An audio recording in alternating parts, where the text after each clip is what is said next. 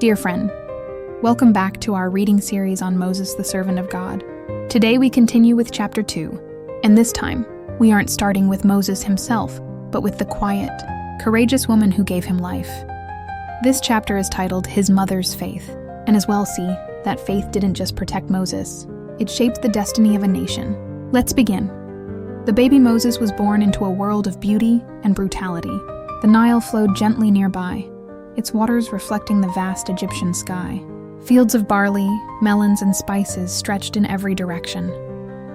The mighty pyramids stood in solemn silence, already ancient even then. And just down the road, the city of Memphis buzzed with power, ceremony, and splendor. Yet for Moses' family, life was anything but peaceful. They were Hebrews, slaves to Egypt's crown. Their people had once arrived as guests, welcomed under Joseph's name. But that was centuries ago.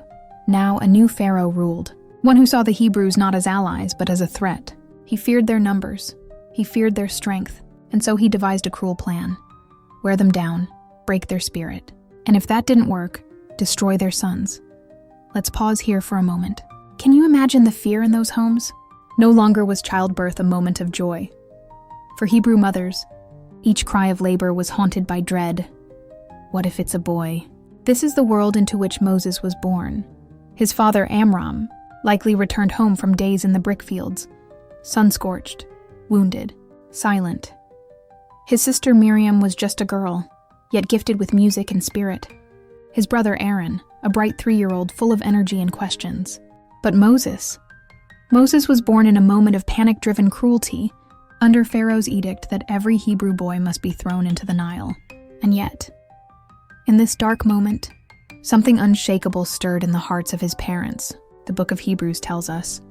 By faith Moses, when he was born, was hid 3 months of his parents, because they saw he was a proper child, and they were not afraid of the king's commandment. They were not afraid. Let that sink in. Amram and Jochebed were not rulers, not prophets, not priests. They were humble, working-class people. But they knew the promises of God. They remembered what he had said to Abraham. Your descendants will be strangers in a foreign land, and they shall serve them. But afterward, they shall come out with great possessions. That promise echoed in their hearts like a distant bell. And when Jochebed looked down at her newborn son, so beautiful, so radiant, she just knew this child was born for something more. The book of Exodus calls him goodly. Hebrews says proper. Stephen in Acts calls him exceeding fair. There was something divine in his gaze, something sacred in his presence. Jochebed believed God had marked him for a purpose, and she trusted fully that no evil decree could overpower God's hand. But make no mistake, this was not a blind optimism.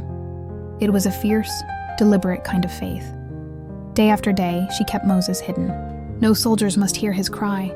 No neighbor must report his presence. And yet, Scripture says she was not afraid. Why? Because her hope wasn't in secrecy. Her hope was in God's covenant. Whenever fear crept into her heart, she fell to her knees and prayed, You promised, Lord. You said you would deliver, and I believe you still will. Her prayers were the air her family breathed. Her faith was their daily bread, and God heard. Eventually, the time came when Moses could no longer be hidden. And then, guided by the Spirit of God, Jochebed did something remarkable. She built an ark. Yes, an ark. Not of gopher wood like Noah's, but of papyrus reeds sealed with pitch. She placed her child in it, gently, reverently, prayerfully, and laid it among the reeds by the river's edge. Not to abandon him, but to entrust him. She knew Pharaoh's daughter came there often. Maybe, just maybe, this princess would be moved with compassion. But even if not, Jochebed believed God will find a way. Miriam stood nearby to watch, not with panic, but with wonder. What will God do, she must have whispered. And Jochebed? She returned home, her mother's heart aching, but her soul anchored in faith. She believed, as David would later write, The Lord is my light and my salvation. Whom shall I fear? The Lord is the strength of my life. Of whom shall I be afraid? Though an army encamp against me, my heart shall not fear. Dear friend, this is what true faith looks like. It's not the absence of emotion. It's the refusal to let fear rule. It's the quiet confidence that says, even if everything falls apart, God's promise still stands. Jochebed didn't just save Moses. She gave him a legacy, a foundation, a faith so deep, so real, so steady, that one day he would stand before Pharaoh and say, "Let my people go." So what do we take away from this? Maybe you're facing a situation where fear feels louder than faith. Maybe the future is uncertain. Maybe what God promised still hasn't come. Let Jochebed's story remind you, God is never late. He may delay, but he never forgets.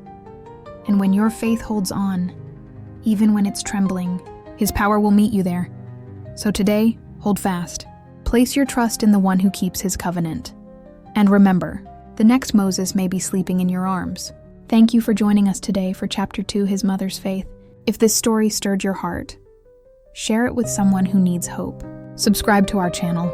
We're walking daily through the spiritual journey of Moses and beyond. We'll see you next time in Chapter 3.